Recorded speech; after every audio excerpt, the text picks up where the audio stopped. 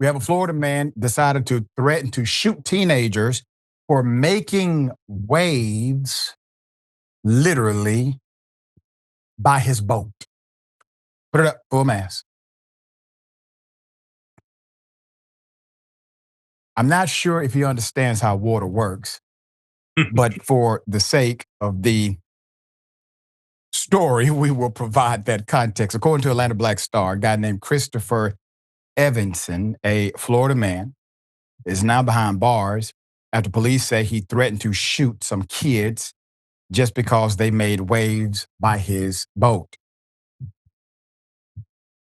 Christopher here now faces 5 counts of aggravated assault with a deadly weapon, improper exhibition of a dangerous weapon, following his heated confrontation with multiple teenagers that took place on October 4th on the Intracoastal Waterway in New Smyrna Beach. Now, I want you to keep the picture up just for a moment because I want this story to remind everyone that if a cop says we can't do anything because all he did was pull a gun out, as I have reminded everyone time and time again, that falls under your menacing laws. And you have a misdemeanor and a felony version of a menacing law. This individual got charged with one of their menacing laws because he was charged with improper exhibition of a dangerous weapon. Okay. Authorities say Evensen was driving a boat on the waterway when he encountered some kids nearby making a wake, otherwise known as a disturbed trail of water. Quote, the man reportedly pointed a handgun at the juveniles and made verbal threats, stating he would shoot them. Several juveniles on the water at the time confirmed that the suspect aimed the weapon in their direction while yelling threats. New Smyrna Beach police wrote on a Facebook post. A witness told WSVN News that he saw Evensen yell threats at the kids. Quote, he was threatening them all. Quote, come over here to boat ramp, come park your boat, and I kill all y'all, end quote, said Kevin Bukins. Kevin said Evensen offered him whiskey right after yelling to the kids. Quote, that might be why you're in an argument with these other people in the boat, because you sound like you've had too much to drink already, end quote, is what I told him, he said. A police report also said one teen took cell phone video footage of the encounter, which reportedly showed Evensen reach into his pocket and grab a silver and black item that resembled the shape of a semi-automatic handgun. According to WESH, the victims told police that he pointed a gun and waved it at us, and that he said he would shoot them and watch them bleed out, end quote. Put up the picture here. So police later caught up with Evensen at his home. The 43-year-old admitted to yelling at the kids and acting, quote, stupid, but he denied ever having a gun with him. He later confessed that he lied about the weapon possession, so he did have a gun with him. He was booked in the county jail and later released after posting a $25,000 bond. Let's go back to the original charges. So let's go to the picture again of his mugshot. Okay, here's what's interesting. It seems on face value that the charges may fit, but they don't. He should be charged with much more severe penalties. Number one, he decided to do this against a group of minors.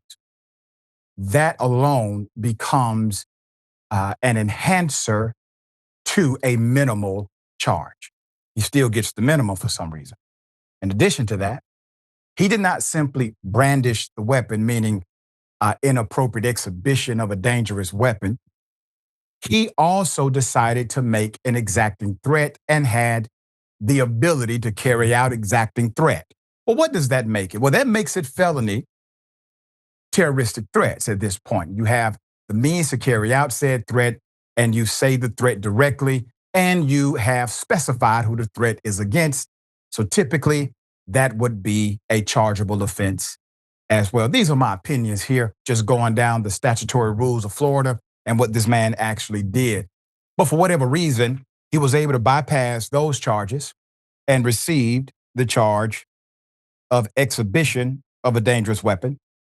And, well, we shall see if the enhancer, given the fact that these are minors, becomes part of the DA's indictment against them. So I bring this up because Florida is one of those states where you could just, you know, carry your gun.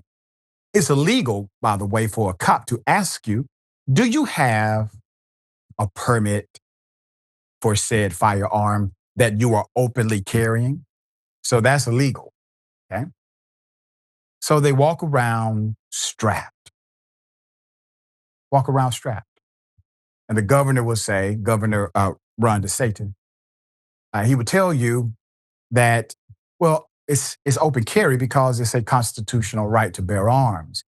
And there's no prerequisite requirement, no licensing, et cetera, because it is a right. And then you will ask a conservative like him, do you have a right to vote? Well, if you have a right to vote, why do you need a prerequisite ID? Why do you require the presentation of ID to vote, but you have disallowed the presentation of ID for your right to bear arms? You see, it's a game that they play. All right, dear brother, thoughts here? Well, it's several things, and really happy to be with you, Dr. Richie, and on the show. So thank you all so much for having me.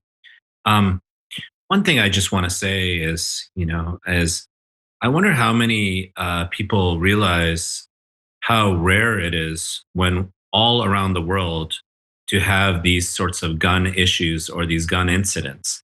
Right. Almost nowhere I have ever been around the planet. I've been in about 70 countries, so I've really lived a very blessed and privileged life. But almost nowhere I've been around the planet, including places that are taken over by right wing, authoritarian, militaristic governments, have I seen, just guns gone wild, more guns than citizens.